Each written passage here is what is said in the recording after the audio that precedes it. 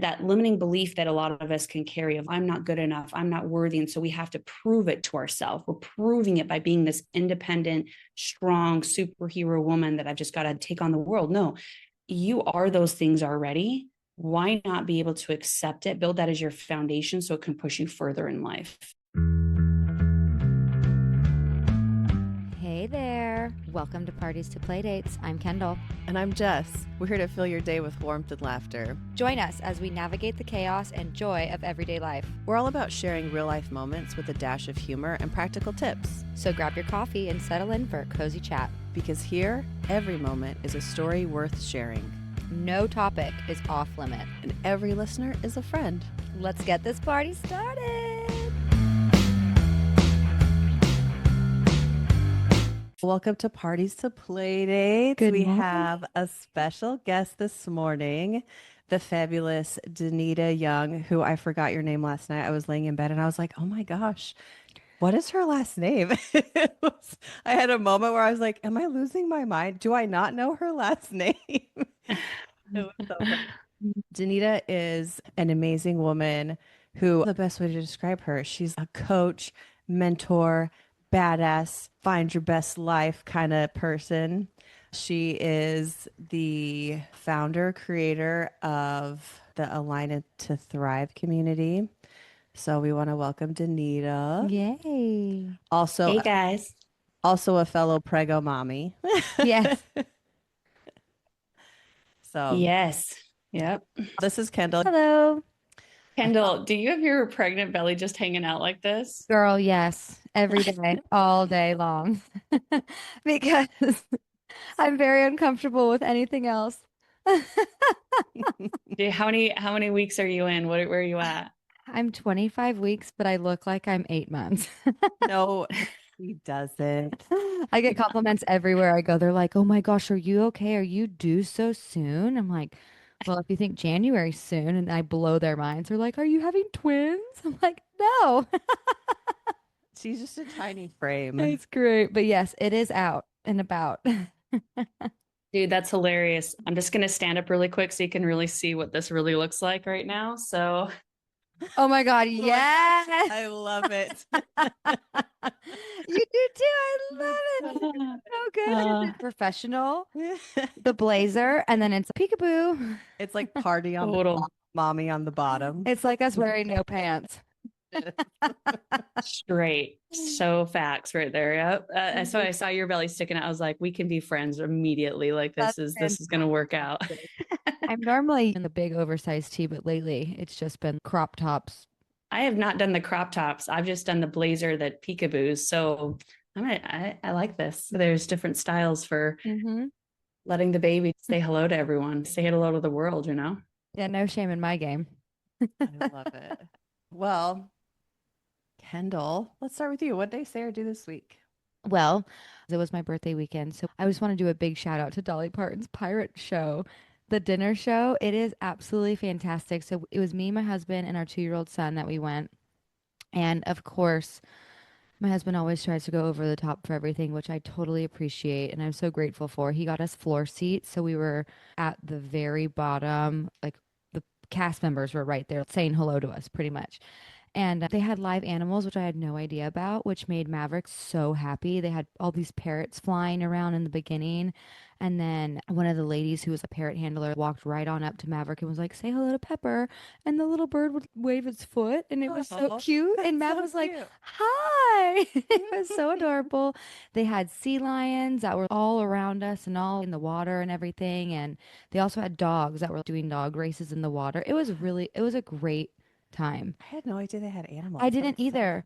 Ryan did tell me because we had VIP stuff. He's like, we do have to go an hour and a half early, but we get to see the sea lions play in the water before. We can go to their VIP bar area. And Mav ran around and followed this one pirate that came and told stories. And he was so entertaining. And Maverick was awe. He was dressed like a little pirate, which was so cute. And he was just like, look at that pirate. Like he was so interested and he didn't even know what he was talking about because I didn't even know what he was talking about the stories. I wasn't even paying attention, but I was just watching Maverick just be so in love with this other pirate. It was so great. It was such a good time. The food was great. The service was wonderful. It was almost 2 hours. They have a great gift shop. If anyone's questioning if they should go, you definitely need to go. That is so It fun. was awesome. And that's all I've been thinking about. We've been watching pirate movies and pirate shows for the past few days. I love it. Yeah, it's great. Well, Danita, I pre-warned you about our fun stories. So, do you have something for us? I absolutely do. So I didn't know that when you sneezed, you peed. So that was an interesting one that I came into. The clubs. Yeah, Is this your first baby? it is. Yeah. Yes. Oh, congratulations. So I think the first baby definitely should almost be filmed so all the other mothers could get a good laugh at it for a remembrance of the very first time they came into all this experience. But I think one of the funniest ones that just happened recently is I went on a hike with my family, came back, I'm sitting in the tub. I look down and I see this yellow crusted stuff on my nipples. And I'm like, oh my gosh, the colostrum is coming in. So I scream from the bathroom and I'm like, babe, the colostrum, it's coming in. And immediately you could hear the laptops close. He runs into the bathroom, the footsteps coming into the bathroom. He's like, what do I get? What do I grab? Where's the syringes? And he's just like, frantic. And I just start laughing because it's just he's first time dad, right? And so we're first time into this together. And I'm like, this should literally be filmed like a reality TV show that people could just sit back and watch this. And so we laughed, we had a good laugh, and we have no idea what the hell we're doing, but here we are. That's part of the process. Then your milk supply will come in, and then the Oh, real, yeah. Then the real real party starts. juice Then comes flowing. things get very impressive after that. Oh, yeah. Your boobs are going to look amazing if they already don't. Oh my gosh. Yeah, you've got a lot to look forward to. It's hilarious. That's so funny. I would say the last thing that really was really funny was I had these little peas, like they feel like they're just like, oh my gosh, I'm gonna have the best pee of my life. And I sit on the toilet and there's these trickles. And I'm like, what the heck? So I got done swimming. I just went to the bathroom, got done swimming, and then I walked outside and Jay was coming to pick me up. And I was like, okay. And I was in my swimsuit already, had a towel wrapped around me. I was like, I feel like one of those little trickles. I'm standing on the sidewalk. And then all of a sudden, as I went pee, it went like a full-fledged piss out on the sidewalk outside. And I just sat there and I'm like, people are going to freak out thinking my water just broke. And I'm just like, I got to move from this spot. So I just kept walking and I get in the car and I was like, Jay just total peed my pants out in the middle of public. We're just laughing on these little nuances. It's just, I'm glad I'm 40 coming into this rather than 20. I feel like I would have so much embarrassment, but now that I'm 40, I have no desire to care what other people think of me. So I'm like, you know what? This is me, come as I am. So it's great. I love that. The sneezing when you pee, even now, if I'm walking and I feel a sneeze coming, I do a stop and cross my legs. And I've done it so consistently that if I do it walking across the kitchen and then I'll stop and Andrew will be like, you're going to sneeze. and then I do it. It's so stupid. But I'm like, it's either that or pee my pants a little bit. It's just, we have to make choices when after you've had so many kids, your poor bladder and all the things down there aren't as strong as they used to be. That is so good. That's hilarious. Yeah. So something else to look forward to. Yep. I had a funny, actually freaking adorable situation happen at work the other day. We got a bunch of new holiday bags in, and we have this really big one. It's completely faux fur, and I'm talking 1.5 inches long, the most luscious, soft fur you have ever felt. You just want to pet it. This little girl came in. She was probably 2 or 3 years old, and she's bebopped around the store with her tiny little kid voice. And the next thing I know, she is on top of the bag, on the shelf, gets on the bottom shelf. She has tackled, bear hugged the fur purse. And she's like, oh my gosh, it's so soft. And she's rubbing her face all over the purse and she's stroking it. And she's like, oh, Mom, it's so soft. It's so soft. She's like, oh, hey, little guy. She's tugging it too. It's like it's the weirdest shaped teddy bear in the world. But she was in love with it. She was the cutest little thing in the world. And it reminded me of that Minions movie. The little girl that is always like, it's so fluffy. It's so fluffy. She like loses her mind. I saw that in real life with the fur purse. It was so cute. The Minions. It's funny that you brought it back to the Minions movie with her, the Oh my fuzzy. God. Yeah, it's She, so funny. I say, get that girl an animal, you know? Oh, for real. hmm I'm like, either she has animals or she just loves animals. There's something going on there. He was so cute. So Mhm. sweet.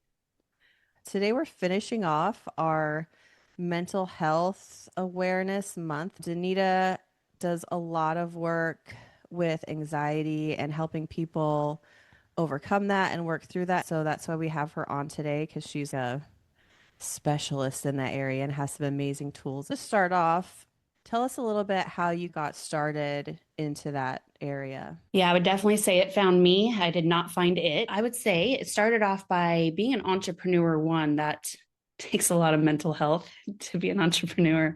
Mm. So for myself, I was going through my own journey with it.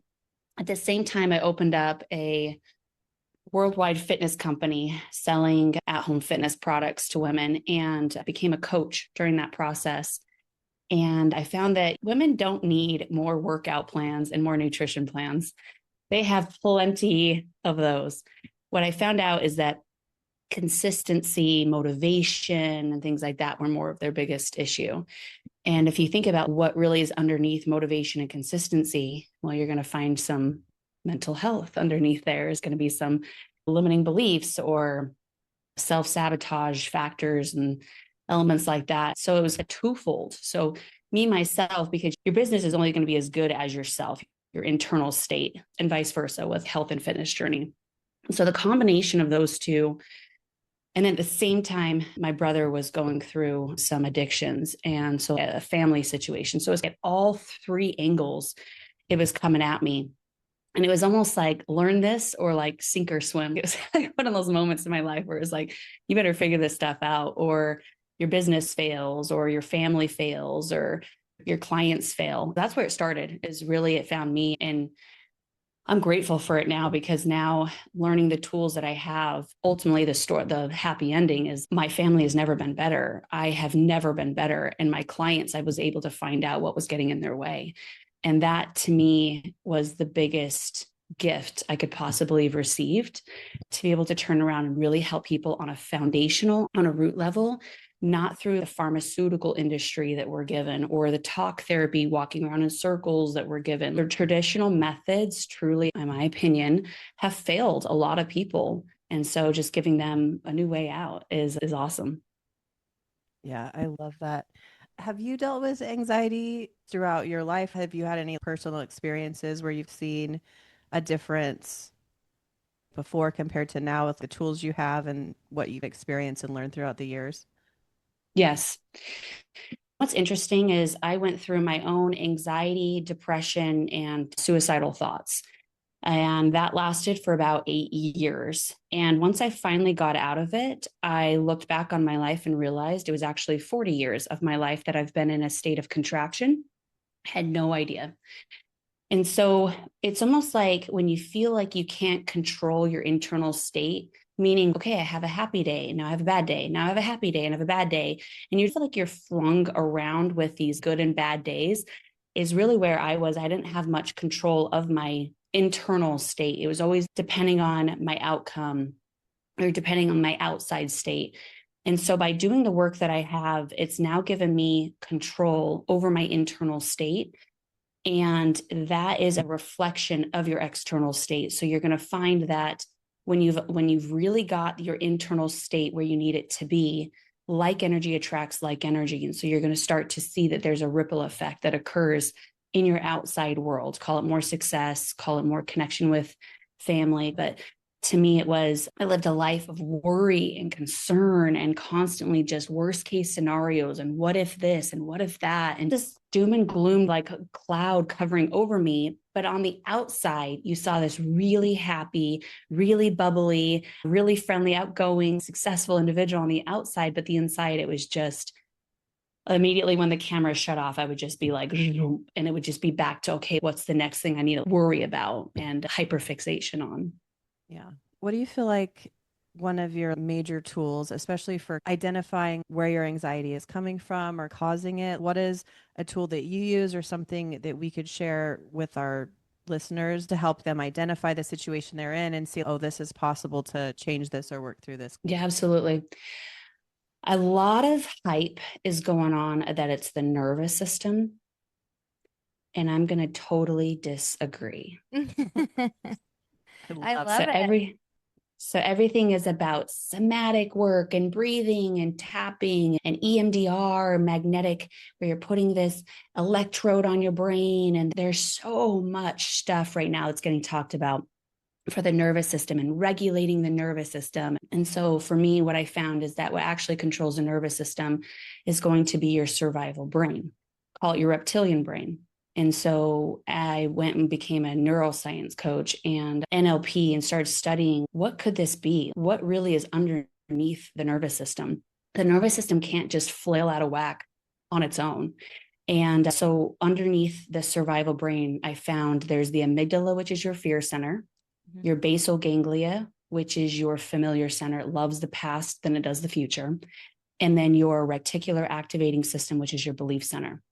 Those three components, when they don't have the right tools, they are controlling your life. You're not controlling them. And that's where people really get spun out. That's where their nervous system gets spun out. So you can try to throw the Band-Aids on it all day long by throwing the cold water on your face and pulling your earlobes all day long. People can find relief for that 15 minutes.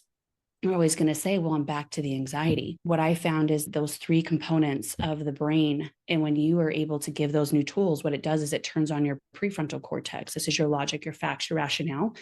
And when your survival brain now meets your prefrontal cortex, now you're in a state of balance. It's amazing. It's so cool. Mm-hmm. It's funny you're drinking coffee because when you said people say, oh, your nervous system, because when I had crippling anxiety, I stopped drinking caffeine. And I will say that did help a lot. Yes. Mm-hmm. It helps. And I still don't drink caffeine. I drink tea, but that is the only, and that's my pick me up. And my husband always is so funny. I'll be like, oh, I'm so tired, I need to pick me up. He's like, oh, you need some tea? And I'm like, yeah, because that's as far as I'll take it because I'm never going to go back to those super high anxiety ridden from caffeine, too much stimulation, all the things. So yeah, when you did that, I was like, oh my gosh, speaking of nervous system. Speaking of destroying your nervous system. I do the same thing. I feel like that coffee just enhances whatever state that we're in. So if we're happy, the coffee enhances the happiness. And if we're in a state of anxiety, it just enhances the anxiety for me. So right there with you, I'm a tea person as well. That's funny because I'll be at work and people are chugging those, any kind of energy drink. It doesn't even have to be Red Bull. But they're like, oh, do you need some of this? I'm like, absolutely not. Number one, no, because my baby does not need that. Number two, my anxiety would be through the roof and I'd have a heart attack. So absolutely not. No, Absolutely. Mm-hmm. it's not going to work for me. Not at all. Talk to us about some of the free overcoming anxiety masterclass. Yeah, I just opened up a 2-day anxiety challenge where I walk people through the different modules that I do to help clear out the fear, the worry, the panic, all that type of stuff. And so just show them what relief looks like and to start training your body what relief and peace and joy. Our bodies become so familiar with more of the opposite, the doom, the gloom, the worry, the panic, right? And so it's about retraining the body to then do that. And so for 2 days, I'm taking them through a 2-day challenge to show them opening these layers that I feel like nobody's talking about and showing them how to take control. And it's such an easier and faster way because whatever they're doing right now is clearly not working. And so to show them new tools is really awesome to give them that. So that's currently what I'm doing right now is that 2-day challenge. I'll send you the link so you can share with anybody who wants to check it out. Yeah. Yeah. As you work through stuff with people, what are some of the top things, especially for women, that is the root of the anxiety, the root of a lot of this unbalanced mode that people are in? Sometimes for women, it can be what we've learned to be, right? So if our moms were always in a state of, oh, I got to worry about finances, or I got to worry about my mother, or I got to worry about this. It's almost a learned trait. We just start to be like, oh, that's the good mom. We got to worry about everything. We got to take care of everybody else's needs before myself, right? I've got to be this martyr in life and carry all this heaviness and all this burden. People pleasing, right? Constantly doing things for others. Those are some really big ones that I see. I work with individuals that have even intrusive thoughts, even just worrying about harming their children. That could be one. And then what it does is it continues to keep repeating it. The brain keeps repeating it to try to protect you, to be like, oh, remember when you had that thought? Oh, when you had that thought, and it just keeps you in a state of freaking insanity, man. Driving has actually been really hard for some people. Being social has been really hard for some people. Yeah, some people just wake up and they're like, man, here I am in Groundhog Day, miserable, not happy. They're not in their purpose. They're not in their passion. They haven't found the thing that really ignites them yet. And it's because they're looking outside of themselves rather than the internal of what they're already good at. They're trying to constantly search for this thing. It's like a carrot on a stick. So those are some of the things that I've seen where it stems from, is those elements. In our culture too, so much of Instagram and Pinterest, and there's all these things that it's like, oh, live up to this, oh, look like this, oh, your house is supposed to look like this, oh, your life is supposed to look like this. And that constant drive, not just only for our kids, for us, for our families. It's such a weird culture that we live in that nobody's talking about. And it's consuming people and affecting people, and they don't even realize it because they're just like, oh, this is what everybody's doing. This is what we all need to be doing. So I think that's interesting as part of that. I was thinking about when you were saying women go into this like, oh, this is how we're supposed to be. This is what we're supposed to be doing. Everyone else is first. We're on the back burner. Literally made me think of postpartum with our last episode when we were talking with Savannah. And I'm so curious what your thoughts are on how you're going to navigate your postpartum stuff when you're breastfeeding every 2 hours or every 30 minutes if they're doing those marathon feeds and you're so strung out and so tired and you haven't showered in a few days or whatever it is. You haven't eaten for hours and you're just like, baby comes first. I can see now when you were saying all of that, really how we can go into some postpartum issues, whether it's depression or anxiety or no self-care whatsoever. I was curious on, have you thought about any kind of postpartum stuff with you coming into being a new mother? Oh, definitely. You have to look ahead, right? It's always about having a bigger picture, a broader perspective in front of you of what's coming and how to prepare yourself for that. And if you think it's not going to happen to you, Right. that's when it hits you upside the head harder. My OBGYN, right? She's been asking me a lot of questions. She goes, well, I've got a lot of girls that are struggling with this postpartum depression. And she knows that I'm an anxiety coach. And she's like, what's your thoughts about it? And I said, look at it like it's a fire. The hormones is the match. It's after the delivery, your estrogen and your progesterone are plummeting literally overnight. And then you add sleep loss on top of that. And then that's the spark that lights. And then your mind is the wood. And this is where you have those things I was talking about, whether it's just limiting beliefs underneath the surface or unresolved trauma that we're shoving down in our subconscious, right? Or consciously, we can be like, I'm fine, everything's good. But subconsciously, we're like, no, we're not. We got a bunch of suppression.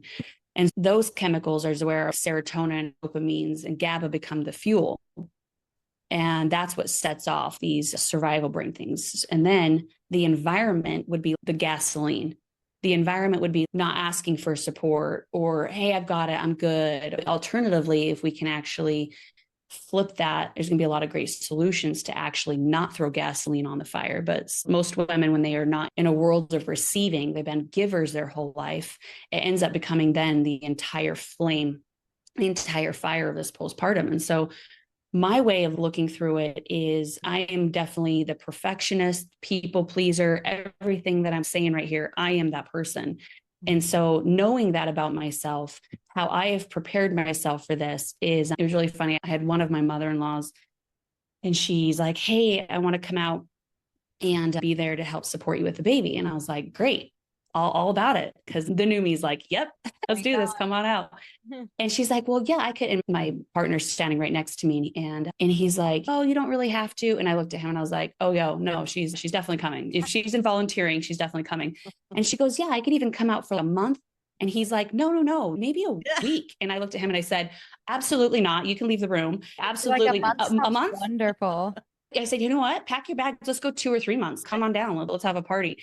And his jaw dropped because he's just like, wow, like I'm not used to this version of Danita where she just is actually amplifying, hey, come on in. Let's do this. Yeah, you want to cook me meals, clean my house, and take care of me? Because I told him, I said, I'm your baby. You're taking care of me. All right. I've got my own diaper that I'm going to need changing. Okay. So you're in charge of me. They're going to be in charge of everything else. And so if I wake up and have that clean house and the food and et cetera. And so anybody that's volunteered very lightly in the past me, those are the ones that I would have turned down. I'm good. I've got this. That's the superwoman we all want to be. Right. But I realized you're superwoman when you have a community of support surrounding you. So my sister reached out. She's like, hey, what type of meals? I'm like, oh yeah, let me go ahead and give you some ideas. I want this, all in my freezer, stack it up. Perfect. Come on over. And then I had a friend that she's like, hey, how can I help? I said, oh, I've got a list of cleaning I want you to do because I know you're a clean freak. So yeah, come on over and I'm going to give you a list. And I literally have it so planned out that I have people coming over and already have all their things. And why is it? Because those little subtle things, instead of turning them down, instead I'm leaning into it saying, oh, absolutely. And I'm giving them, what do they need? They actually need the next step. They're opening the door to support you. Are you opening that door and inviting them in? And so for me, I've opened all 17 of my doors and said, come on in, come on over, and we're going to have some party. We're going to have some fun with this.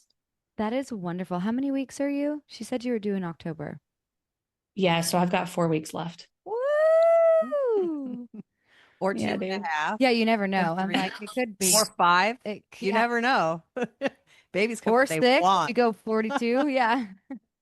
That is so awesome. Yeah, because I was so curious. I was like, I wonder if she's doing, and I've seen those dump parties. Friends come over and they make you all the crock pot dump meals or whatever, and then they freeze them for you so you don't have to worry about it. I'm like, that's a great idea to help with the food aspect. But people coming over to clean, huge. Because you're right. When you wake up or come out of literally your dungeon that you're going to be in, I don't want to say dungeon, that's probably a horrible word. Your little oasis in your bedroom where you're feeding baby all the time, and you come out to a beautiful, clean home that you don't have to touch. Your brain is going to be so much more clean and fresh and open to positive energy than if you come out and there's dirty dishes and there's clothes all over the floor and your dogs haven't been out. That's huge. I would love for someone to stay for a month, which is hilarious. My sister actually did come and stay for 6 weeks, and I was that person. She's like, how can I help you? And I would say, there's nothing you can do because I'm breastfeeding. And that's every time she asked me. We would just sit on the couch and watch TV and go out and do things. But she would always say, how can I help you? How can I help you? And I would always turn her down because I couldn't think of anything for her to do. Because I was like, I just need to feed the baby and that's it. She's like, oh, okay, well, I can hold him after. I'm like, it's okay. I don't know. So I see where you're coming from. I like that point of view. That's huge. And what a positive way of seeing it. And awesome that you have such a big group of people to surround you during that time, because it is such a powerful benefit to you and to your baby. And that's so exciting. How fun. Yeah. And to your partnership, because I know it's a lot on your partner, literally having to take care of you, change your diapers, change baby diapers, clean, keep up with the household things while you can't do much and work and do all the things. It'll be great for you guys as well. Yeah, I think the work mental health wise leading up to this has been really wonderful. I've always been so afraid of just the pregnancy hormones. Honestly, you just hear about them and I'm like, oh man, I'm terrified of myself, what's going to happen. And I've been really surprised. I've done a lot of research on hormones, and that the bottom hormones that control all the other previous hormones is going to be insulin and cortisol. And if your insulin is regulated and your cortisol is regulated, all the other hormones are more balanced. And I have just cruised through this pregnancy with very little mood swings. And I'm so grateful for that, because if I don't listen to my true heart's desires, dude, I turn into the absolute volcano of all volcanoes you've ever seen. I've learned that if you're not listening to your intuition truly, if you're burying things underneath the rug, which is basically your subconscious, you're pushing things down, that shit pops up every time we go through the different hormone stages. And so I've been so grateful that I learned that prior to this. And the same thing with coming into postpartum, listening to your true heart's desires. And people want to help. It's up to us if we decide to let them in. It really is. Because I could be sitting here and I could have pushed everybody away and then would have been doing this all on my own. But anytime somebody cracked open a door, I swung that thing open and said, come on in, and here's what you're doing, and here's your role. And I have it all built out. And that's just, And that limiting belief that a lot of us can carry of I'm not good enough, I'm not worthy. And so we have to prove it to ourselves. We're proving it by being this independent, strong superhero woman that I've just got to take on the world. No, you are those things already. Why not be able to accept it, build that as your foundation so it can push you further in life? Mm-hmm. That's my motto with it. One of my biggest learning lessons was my ex-husband had back surgery. And I remember the whole ward was coming over and they were trying to give me food and love and care and all this type of stuff. And I kept turning everyone down. I was like, no, I'm good. And I remember the bishop came over to my house and he looked at me and he goes, how is it when you give service, you love giving? And I was like, yeah. And he goes, how do you feel when you do that for other people by giving? I was like, amazing. Oh, I just feel so good when I give to others. My whole heart feels amazing. My whole body feels good. I love giving service. And he goes, so what happens when you think other people give service? I said, yeah, same thing, I guess. And he goes, yeah. So if you turn somebody down, what happens? I said, I guess they never get that feeling. And he goes, yeah. So you're stopping the ripple effect of what this beautiful gift is of giving and receiving. And so instead, you can actually make people feel better by actually doing stuff for you. I was like, oh my gosh, I never looked at it from that angle. I always thought of putting people out, but people love giving. They love it. They love giving service because it makes them feel so good. And it's so important for the human soul to give to others. And so by learning that valuable lesson, it stuck with me. And now I just recognize, hey, make them feel good. Let them come over. Let them be a part of it. Let them take care of you. And you can be that strong, independent superhero woman that you're looking for, even massively more because you have a whole team of support underneath you. So good. Can you give us one tool to get past the situation where you're feeling anxiety come on, or you're already in the middle of it, or something along the lines of that? Yeah, I'll give you two of my top favorite ones that work really well. One is recognizing that it's not you. It is literally your amygdala. Because what happens is people self-identify with it. They say, I am anxious. And when you become the thing, then you're the enemy. And then what are you doing? You're attacking yourself. You're not going anywhere fast knowing that it's yourself. So my first thing I like to do is separate. It's not you, it's your amygdala. Your amygdala, the way it's designed, is built to protect you. And it doesn't know reality. It doesn't fact check. And for instance, if I go and have anxiety when I'm about ready to go public speak, the fear is by messing up, but the amygdala thinks there's a tiger in front of me because it works in the world of illusions and what ifs. So pay attention to your mind when it says, well, what if this happens? And what if this worst case scenario happens, right? So what it's doing is trying to protect you, to try to prepare for all the worst case scenarios. And what it does then is then it sends the nervous system a state of putting you in your sympathetic, which is your fight or flight or freeze, right? That's the nervous system when it gets stuck in that place. And when it's in that place, it's going to release chemicals, either cortisol or adrenaline. And why? If you think about it, adrenaline makes you run faster and be stronger. So it literally thinks if there's a tiger in front of you, it's going to run fast and be strong so that you can be in survival. But if you're trying to public speak and all of a sudden you have this surge that's run faster and be stronger, it's really scary because then you're like, wait, what is this? It feels uncomfortable, feels out of the ordinary. So now we start to panic thinking, we start judging the way our body starts to feel. Some people feel like the heaviness on their chest or the shakiness in their hands or their armpit sweating. And then when we don't normalize it, when we exasperate it, fearing that chemical release, then what it does is it comes back up to the amygdala and says, no, dude, it's really big. It's like, now I have my physical symptoms are arising and I have to public speak. So your amygdala doesn't fact check. Remember, it doesn't know what's in front of you. It says, oh, you're saying it's not just one tiger. There's two tigers. Okay, no problem. Let me sound the alarm and hit the nervous system again and release the chemicals even more so that you can run faster. So then all of a sudden you get the second surge of adrenaline where it's going to enhance it even more. And then all of a sudden you're going to go back to being like, oh no, it's getting worse. Maybe I need to go to the ER. Maybe I'm losing control of my body. And so when you fear it again, it goes back up to the amygdala, and the amygdala is like, oh my gosh, I'm sorry. It's not just two. You've got a whole family of tigers. Okay, hold on. No worries. Let me sound the alarm. You see where I'm going with this, right? And so this is where panic attacks come from.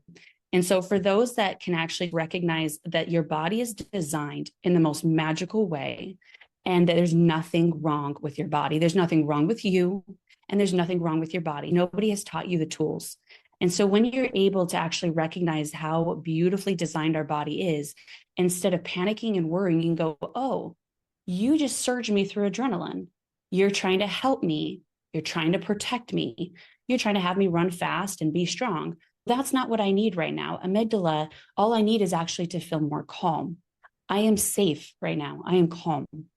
And then what you're doing is you're turning on your prefrontal cortex, like I was saying earlier. When your prefrontal cortex and your amygdala are in balance is when you now have control and you no longer have the anxiety, because now you've now defeated the very thing that is in your head that is causing the nervous system to spiral. It's the root cause.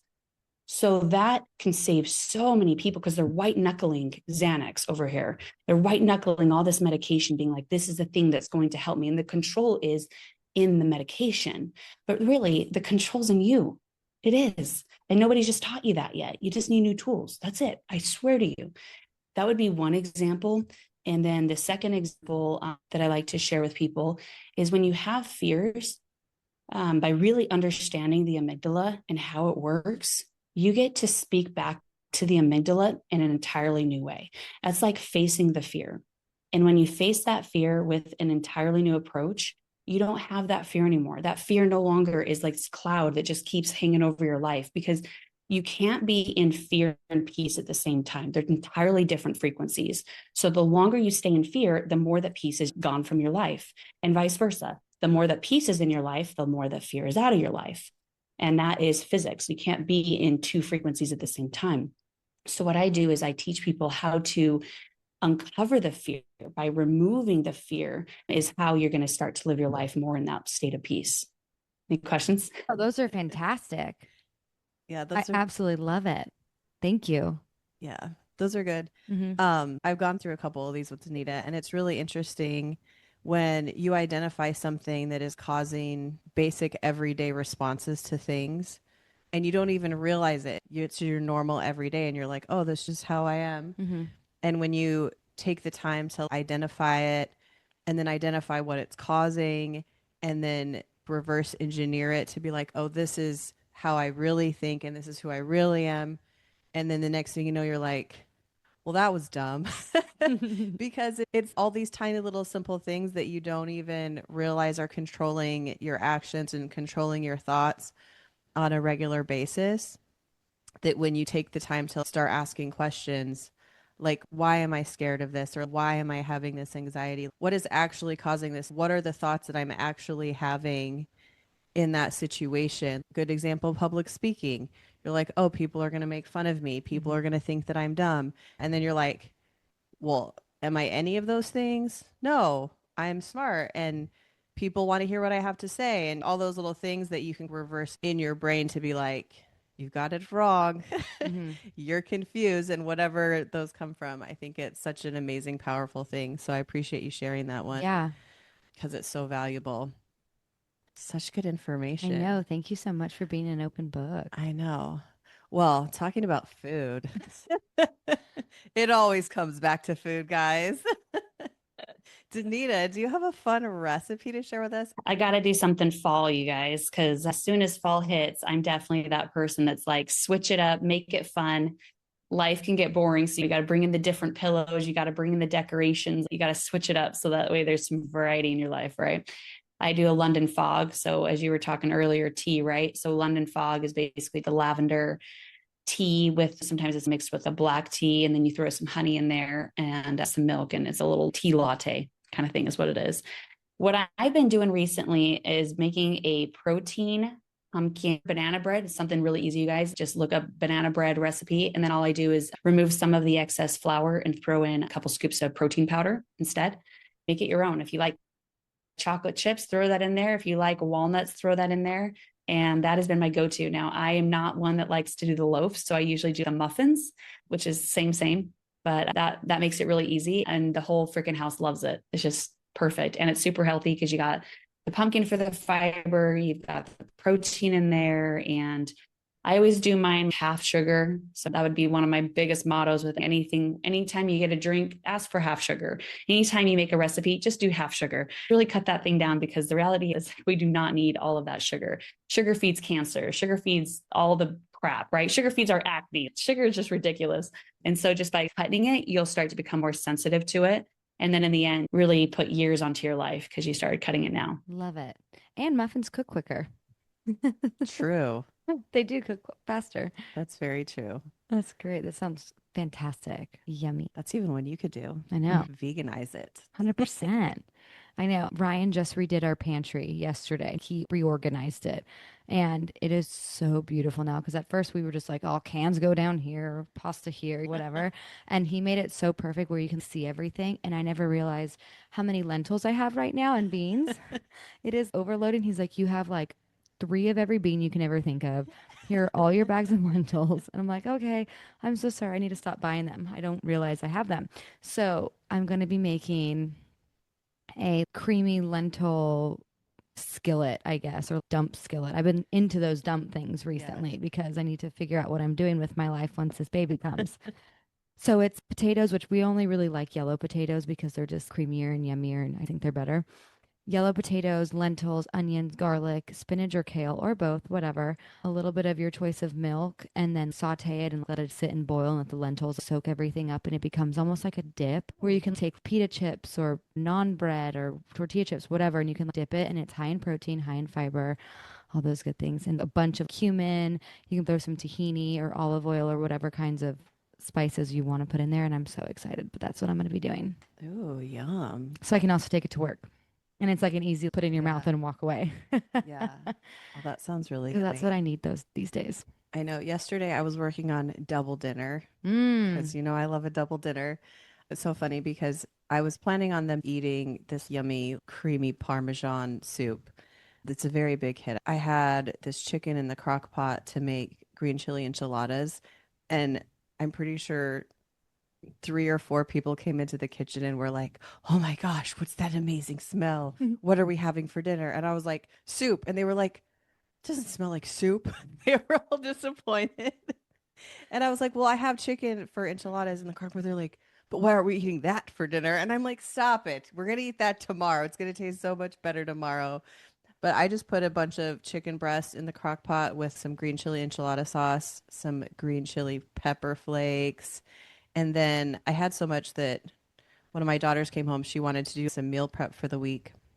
So she took my chicken mixture and added some blended up cottage cheese with it, and then put it on top of that yellow saffron rice for her little meal prep. So we actually got 3 meals out of what I was working on yesterday. But the chicken tasted so good, just slow cooked with all the yummy green enchilada sauce. Oh, you and your green chilies. I love every me time some you green chilies. Oh, they're so good. One of these days, I'm going to get some fresh ones again. I'm going to be so happy. It's going to be the best day ever. Your house will smell so good. Oh my gosh, it's the best. I love green chilies. I was interested in your fresh chilies. I was like, wow, should be so in your motherhood for doing that. I'm envious of that. I've never done anything like that before. Oh, so it's funny you say that because last night when I made that soup, Andrew was like, oh my gosh, this soup is incredible. He's like, talk about comfort food. He's like, how is this so delicious? So He funny. goes, it's just not right that you're this pretty and you can cook this good. And I was Well, like, also he's missed your cooking for a while he too. has. And I was laughing and I was like, pretty girls can cook good too, you know? And he was like, it's just not fair. And I was like, it's called the total package. And That is he was me. like, no, he's like, this is grandma level quality cooking. And I was like, oh my gosh, this is so funny. I was like, well, I've been cooking for a long time. I'm technically a grandma in cooking years. Like, I've been at this for a while. It was such a funny conversation. I So, can't wait for soup weather. I know I have soup probably once a week at least, but soup weather is coming. I cannot wait. yeah, soup is my favorite. It's like one of my go-to. Same. And it's most of them are so fast and you can hide so many sneaky vegetables in it. Yeah. And you can always quadruple the protein if you want. They're really hard to mess up. And it's so easy to have leftovers. Yeah, So exactly. easy. So anyways, we really appreciate you coming on and visiting with us, Danita, Thank you so giving us much. some amazing tools. We will post a link for your 2-day masterclass. No, we really appreciate you taking your time out of your morning and hanging out with us and talking. Oh my God, look how she's frozen. I love I it. know, it's so cute. It's so cute. Well, let's do her frozen face. You ready?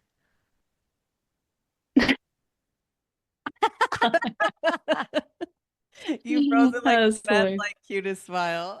So cute. Oh, I love that you guys just mimicked that. Yeah, right then you guys froze too on me. Okay, what were you guys saying right before that? We were thanking you for taking some time out of your morning to spend it with us and being an open book. Heck yeah. And giving tips and tools and all your knowledge to us because it's huge to do that. So thank you. Yeah, absolutely. Anything that I can do to make that world a better place out there, man. I don't care. I love podcasts because it's, if you think about it, the boomers really showed us it's the news and the television and stuff like that. Well, guess what? Boomers are going away. So what's coming next is all these millennials, right? And all these Gen Zers and stuff. And what we're showing them is that the news is going to be gone, you guys. It's going to be podcasts is where it's going to be at.